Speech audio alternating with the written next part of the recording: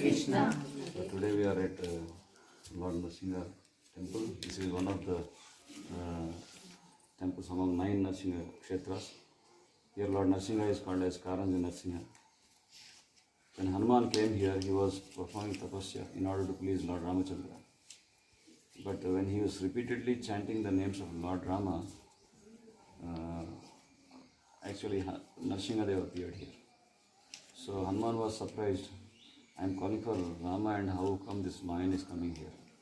So finally, Lord Nrsimha Dev, he says that I am your Rama.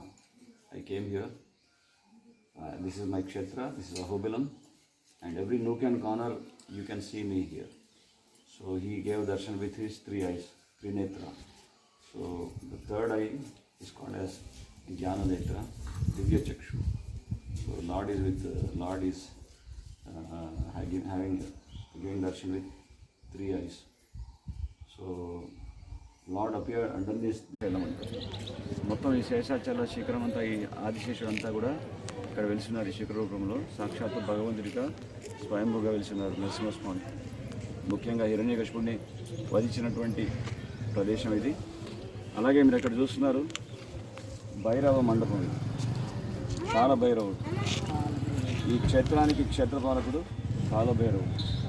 ప్రతి విష్ణు యొక్క క్షేత్రానికి ఆలయానికి క్షేత్రపాలకుడుగా ఉన్నటువంటి వాడు శివుడు. కానీ ఈ క్షేత్రానికి క్షేత్రపాలకుడైనటువంటి వాడు కాలభైరవుడు. ఆయన కూడా శివుని యొక్క అంశానుభూతుడే. సో ఇది కాలభైరవుడి యొక్క మండపం. లోపల గుహలోకి వెళ్తే కాలభైరవుడిని దర్శనం చేసుకోవచ్చు. అమ్మ వీడియో చూపించిన తర్వాత ఇక్కడ మండపం, ఇది గుండం. 5 గుండాలు ఉన్నాయి ఇక్కడ.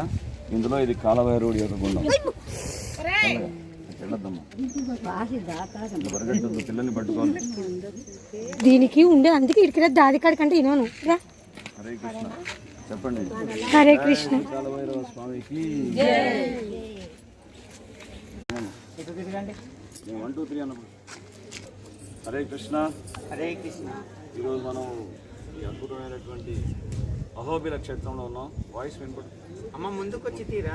అందరు కనపడదు. అందరిది కాదు, వాయిస్ వినపడతారు. అందరికి మళ్ళీ అది. హరే కృష్ణ.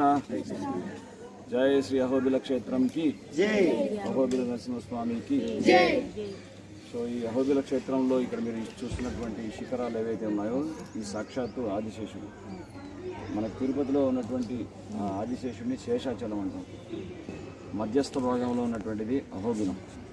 ఇక ఇంకా కొనవైపు ఉన్నటువంటి ఆదిశేషుని యొక్క